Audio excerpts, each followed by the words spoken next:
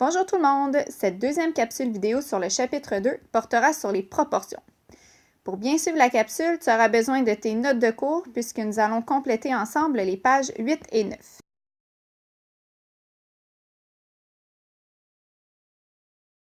À la page 8, nous commencerons par donner une définition de ce qu'est une proportion.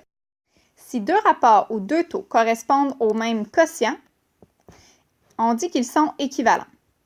De cela, nous arrivons à la définition d'une proportion, puisque lorsque deux rapports ou deux taux sont équivalents, ils forment une proportion.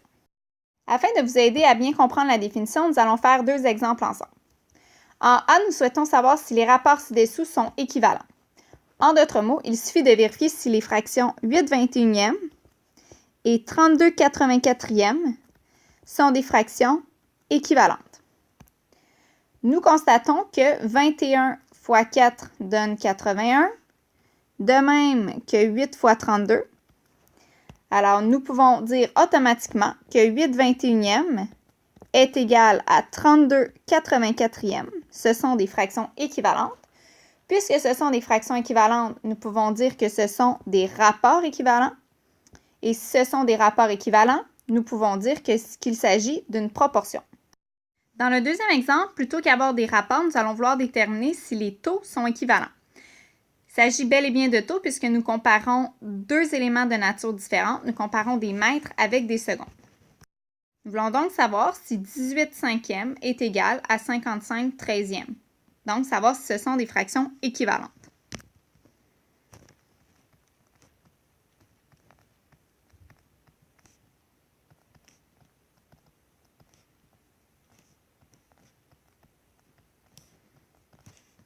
Puisque nous ne trouvons pas d'entier qui multiplié par 5 donne 13, nous pouvons utiliser une autre stratégie pour déterminer s'il s'agit de taux équivalents.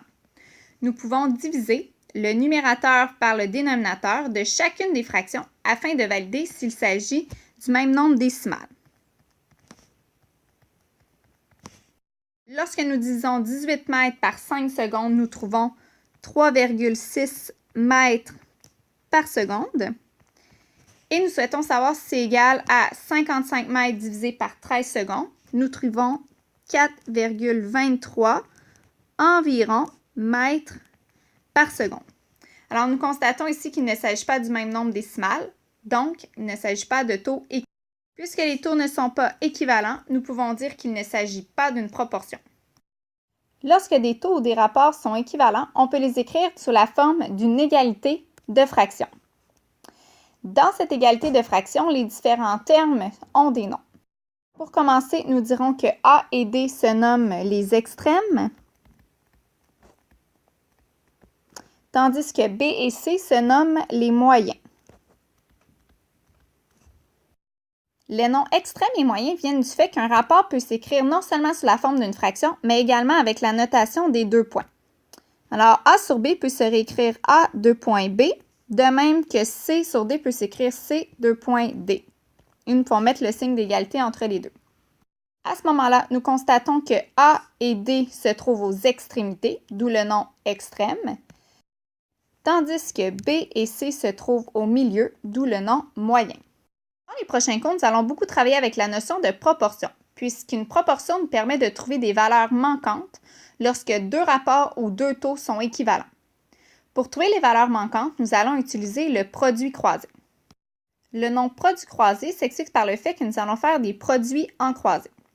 Le produit croisé s'illustre par la formule suivante. Produit des extrêmes est égal au produit des moyens.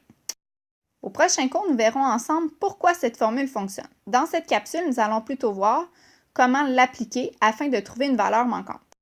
D'après la formule du produit croisé, ils nous disent de multiplier les extrêmes, donc 2 fois 20, par les moyens, 5 fois x. Comme vous pouvez le voir, nos deux extrêmes, 2 et 20, sont multipliés, est égal à la multiplication de nos moyens, 5 et x. Il ne nous reste plus qu'à simplifier. 2 fois 20 donne 40, 5 fois x, 5x, et nous pouvons isoler la variable x en divisant par 5 de chaque côté. Alors, nous trouvons que 8 égale x. Cela signifie que notre proportion 2/5 égale x sur 20 peut maintenant s'écrire 2 cinquièmes égale 8 vingtièmes. Nous pouvons également vérifier si notre proportion donne lieu à des fractions équivalentes. Donc, 5 multiplié par 4 donne 20, de même que 4 multiplié par 2 qui donne 8. Donc, nous pouvons confirmer que la valeur manquante était x égale 8. Poursuivons avec un deuxième exemple. Nous allons faire ensemble le C. Dans le C, nous avons 25 sur x égale x sur 36. Nous avons donc deux valeurs manquantes, mais nous savons que ces deux valeurs manquantes sont identiques puisqu'elles sont représentées par la même variable. Puisqu'il s'agit d'une proportion, c'est-à-dire une égalité entre deux rapports, nous allons pouvoir appliquer le produit croisé. C'est-à-dire que le produit des extrêmes est égal au produit des moyens. Ce que nous pouvons réécrire de la façon suivante. 25 fois 36, nos extrêmes, est égal à x fois x, nos moyens. 25 multiplié par 36 donne 900 et x multiplié par x donne x exposant 2. Alors, nous allons vouloir isoler la variable x, c'est-à-dire enlever l'exposant 2. Nous avons vu dans le chapitre précédent que l'inverse d'un exposant 2 est la racine carrée. Donc, je pourrais appliquer la racine carrée des deux côtés de l'égalité. Et nous trouverons que le x vaut 30. Nous allons pouvoir valider notre réponse de la même façon que nous l'avons fait en A, c'est-à-dire aller vérifier que 25 sur 30, puisque nous remplaçons le x par la valeur que nous avons trouvée, est bel et bien égal à 30 sur 36. Pour ce faire, nous pouvons vérifier les fractions irréductibles équivalentes à 25 trentièmes et 30 36e. Nous savons que 25 et 30 se divisent par 5, donc notre fraction irréductible correspondante serait 5 sixièmes. 30 36e, 30 et 36 se divisent toutes les deux par 6 pour trouver 5 sixièmes. Puisque nos fractions irréductibles sont équivalentes, nous pouvons confirmer que le x vaut bel et bien 30.